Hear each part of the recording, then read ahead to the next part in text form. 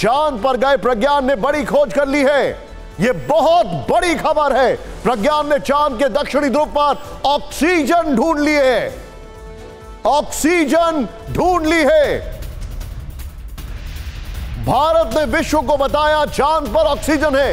यह जानकारी अब से थोड़ी देर पहले इसरो ने दी है। इसरो ने बताया प्रज्ञान अब दक्षिणी ध्रुव पर हाइड्रोजन की तलाश में है। ऑक्सीजन के साथ साथ प्रज्ञान को चांद के दक्षिणी ध्रुव पर aluminium, calcium, manganese, iron, silicon, titanium, sulphur के सबूत मिले हैं।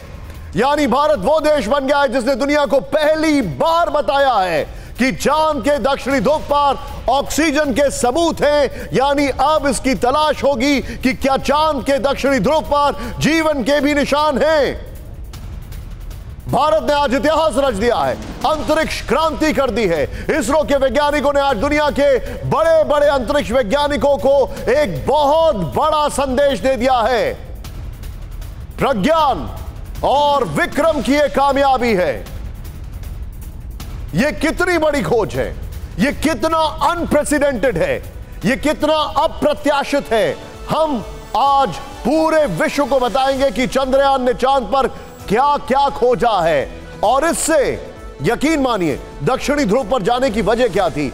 यह जानना कि क्या चांद पर जीवन है, क्या चांद पर कभी जीवन रहा होगा, क्या चांद पर जीवन हो सकता है, चांद पर क्या क्या मिला। यह देखिए, पहला सबूत ऑक्सीजन, दूसरा आयरन, तीसरा क्रोमियम, चौथा टाइटेनियम, पांचवा एल्यूमिनियम, छठा कैल्शियम।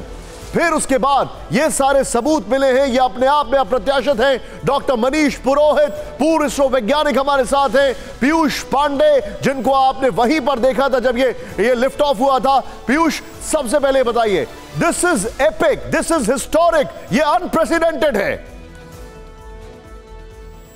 बिल्कुल, ये अनप्रेसिडेंटेड है और ये बहुत बड़ी कामयाबी है जो चंद्रयान 3 को एक तरह से मिली है।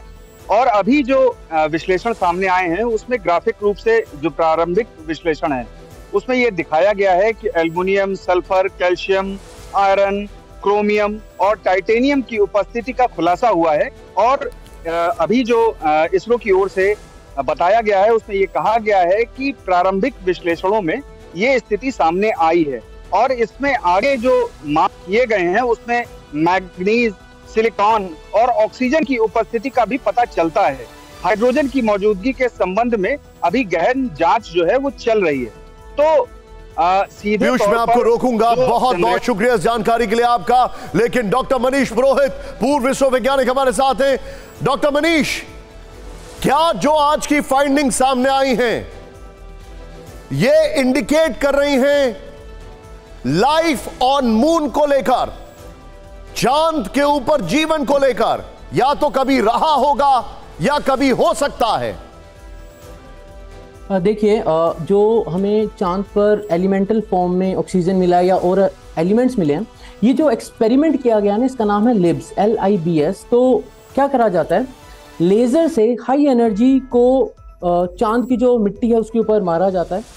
उससे उसके अंदर के जो एलिमेंट्स हैं उनको कहते हैं अब्लेट किया जाता है। अब्लेट करके मतलब उनको हाई एनर्जी स्टेट में लाया जाता है जिससे कि वो एक प्लाज्मा की फॉर्म में आ जाए हाई एनर्जी स्टेट में। और फिर जब वो वापस अपनी मैं बहुत ज्यादा टेक्निकलिटी में नहीं जानना चाहता हूं। जो मैंने आपसे सवाल पूछा उसका उत्तर क्या होगा और दुनिया को इस रिसर्च से क्या मदद मिलेगी?